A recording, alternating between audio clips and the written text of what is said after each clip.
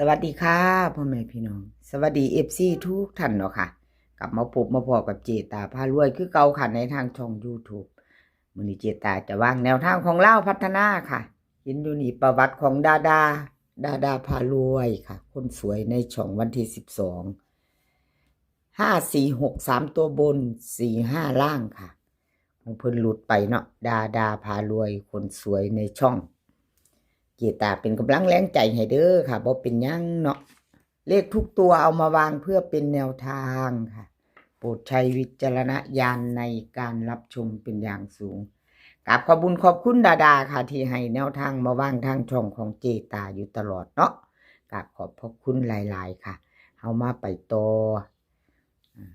อวันที่15เป็นวันจันทร์เนาะค่ะเอาFCดาคนสวยในช่องเตรียมแคปหน้าจอค่ะเตรียมแคปหน้าจอไปต่อกันดาพารวยแนวทางใหม่ของเพิ่นค่ะไปวันจันทร์เนาะลาวพัฒนาดาพารวยวิ่งหลุดเพิ่นให้มากค่ะ8กับ9 8กับ9 2ตัวค่ะเหมือนเดิม8998 9009 3ตัวค่ะหางเดียว098 9098 4ตัวกับหางเดียวค่ะ4ตัวหางเดียว3ตัวหางเดียวเนาะค่ะแล้วก็เน้นหน่อยเจาะของดาพารวยคนสวยในช่องค่ะวิ่งลูดเพิ่นกะเน้นท่อกันเด้อค่ะเด่น2ตัววงกลมให้2ตัวเท่ากัน8กับ9 8998ให้2หางค่ะ2ตัวเด่นเน้น89กับ90เนาะแล้วก็3ตัว4ตัวค่ะดาพารวยคนสวยในช่องเนาะ FC เพิ่นก็รุ่นหลาม FC หลายอยู่ค่ะที่เพิ่นตามดาพารวยคนสวยในช่องเนาะกราบขอบคุณขอบคุณหลายๆทั้ง FC ที่เข้ามากดไลค์กดแชร์มาคอมเมนต์เนาะค่ะมาเป็นกำลังแรงใจให้เจตาแคปหน้าจอค่ะใครจะไปต่อกับดาพารวยคนสวยในช่องเนาะแล้วก็บอกเป็นยังมาไปไม่ไปต่อค่ะเป็นกำลังใจให้กันและกันเหมือนเดิมเตรียมแคปหน้าจอค่ะรับชมรับฟังเป็นเพียงแนวทางเนาะค่ะเป็นเพียงแนวทางมีเขามีรุดแคปหน้าจอแล้วไปต่อค่ะซองสุวรรณค่ะซองสุวรรณซองสุวรรณ54645ซองสุวรรณเข้าไปวิ่งรูด2ตัวเนาะค่ะบน4กับ6 4นี่ทั้งบนทั้งล่างเนาะสายวิ่งสายรูดคันมีไผวิ่งไผรูดเนาะค่ะFC ซองสุวรรณคันวิ่งรูดเนาะไปกับซองสุวรรณใดทั้งบนทั้งล่างเนาะค่ะ4เพิ่น4มีบนมีล่าง2ตัวก็มาจับมือกันมาอยู่ค่ะแต่ว่าจับคู่บ่เข้าเนาะจับคู่ไม่เดินไม่เข้าไม่มากับขอโทษขออภัย FC แทนซ่องสุวรรณเนาะค่ะที่แนวทางเพิ่นบ่เดินบ่เข้ากับขอโทษขออภัยแทนเพิ่นต่อไปค่ะวันที่15แนวทางใหม่ซองสุวรรณค่ะมาไปต่อ FC เตรียมแคปหน้าจอค่ะ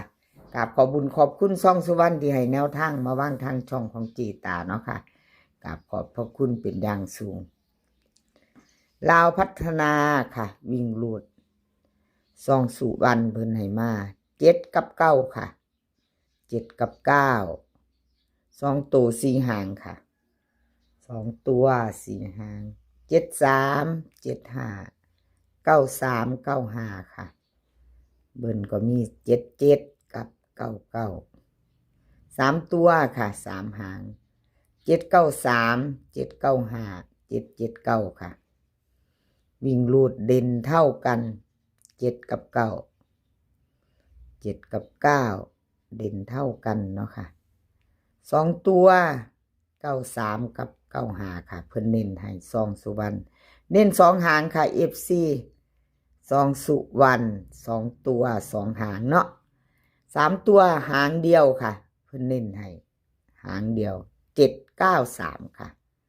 เตรียมแคปหน้าจอค่ะใครจะไปต่อกับซ่องสุวรรณเนาะค่ะเลขทุกตัวเอามาวางเพื่อเป็นแนวทางค่ะโปรดใช้วิจารณญาณในการรับชมเป็นอย่างสูงเนาะค่ะเตรียมแคปหน้าจอไว้ค่ะพี่น้องใครจะไปต่อเป็นวันจันทร์ที่15ค่ะวันจันทร์ที่15ลาวพัฒนาออกเนาะกราบขอบคุณขอบคุณ FC บ่ว่าจะเป็น FC เก่า FC ใหม่เนาะค่ะที่เขามาคอมเมนต์เขามากดหัวใจให้เป็นกำลังแรงใจให้เจตาทางช่องน้อยๆเนาะค่ะ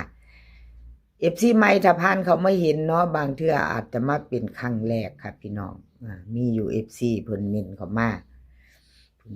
ป็นครั้งแรกเนาะค่ะก็กดติดตามไว้แล้วก็อย่าลืมกดกระดิ่งแจ้งเตือนเด้อค่ะกดกระดิ่งแจ้งเตือนจะได้บ่พลาดคลิปใหม่ๆของเจตาพารวยเวลาลงไปเนาะค่ะลงปุ๊บจะได้เห็นปั๊บเนาะถ้าชอบเนาะค่ะถ้าชอบคลิปนี้ชอบแนวทางเดียวกันเนาะค่ะพี่น้องชอบแนวทางเดียวกันไปด้วยกันกับกดติดตามไว้แคปหน้าจอไว้เนาะค่ะเอาไปต่อเป็นของใครแต้วน้อยค่ะแต้วน้อยวันที่12แต้วน้อยเขาไปวิ่งลูด2 ตัวมา1 ตัวค่ะ5 4 6 3 ตัวบน4 5ล่างเนาะค่ะแต้วน้อยเขาไปสายวิ่งสายลูด FC แต้วน้อยถ้ามีไผวิ่งลูดนี่ก็ได้ทั้งบนทั้งล่างเนาะพี่น้องถ้าวิ่งได้ทั้งบนทั้งล่าง2 งวดค่ะเจตาให้เบิ่งของเพิ่นก็ยังบ่ทันหลุดแต้วน้อยบ่ทันหลุดวิ่งลูดเนาะค่ะวิ่งลูดเพิ่นก็เข้าถึง2 งวดมาตัวหนึ่งมางวดละตัว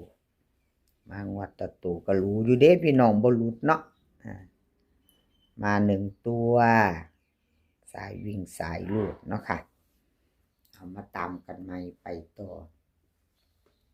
FC แต้วน้อยเตรียมแคปหน้าจอเนาะค่ะใครจะไปต่อกับเพิ่นกราบขอบคุญขอบคุณเต้าน้อยหลายๆเด้อค่ะที่ให้แนวทางมาว่างทางช่องของเจตากราบขอบพระคุณเป็นอย่างสูงค่ะลาวพัฒนาค่ะวิ่งลูดของแต้วน้อยวันที่15นี่เพิ่นให้มาเด่นเนาะค่ะวิ่งลูดเด่น9 3กับ5ค่ะ3 ตัวค่ะ3 ตัว9แล้วก็3แล้วก็5จับตามองค่ะพี่น้อง2 ตัว3 หางค่ะ9 3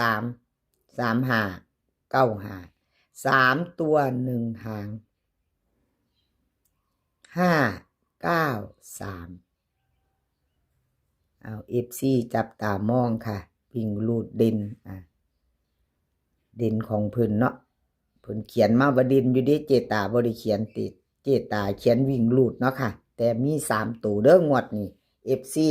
จับตามองค่ะแต้วน้อยให้มา3 ตัว9กับ3กับ5ค่ะ2 ตัวนี่3 หางค่ะเด่นหมดถึง3 ตัววงกลมให้ถึง3 หางค่ะ9 3 3 5 9 5เนาะแต้วน้อยให้มา3 ตัวนี่หางเดียวค่ะหางเดียว5 9 3 5 9 3เอาแคปหน้าจอค่ะใครจะไปต่อกับแต้วน้อยวันที่15ค่ะเป็นวันจันทร์2 ทุ่มครึ่งเนาะเจตาลงให้ก่อน2 มื้อมื้อนึงเนาะค่ะลงให้ก่อนมื้อนึงมื้อนี้เป็นวันอาทิตย์เนาะค่ะเป็นวันอาทิตย์แล้วก็เป็นวันจันทร์ลาวพัฒนาออกใครจะไปต่อกับแคปหน้าจอไว้ไปลุ้นเนาะค่ะลุ้นน้ำกันไปชอบก็จัดขัดก็ผ่านเนาะคลิปนี้ขอให้พี่น้องโชคดีกับลาวพัฒนาวันจันทร์2 ทุ่มครึ่งค่ะมื้อนี้ก็ขอให้มีแต่ความสุขขอให้สุขภาพร่างกายแข็งแรงกันทุกคนค่ะพี่น้องดูแลสุขภาพกันหนาวก็มาฝนก็มาเนาะเมื่อวานนี้ เดินทางไปไสก็ขอให้ปลอดภัยค่ะ เดินทางไปขอให้มีโชคกลับมาก็ขอให้มีชัยคลิปหน้าพอกันใหม่คลิปนี้ก็สวัสดีค่ะ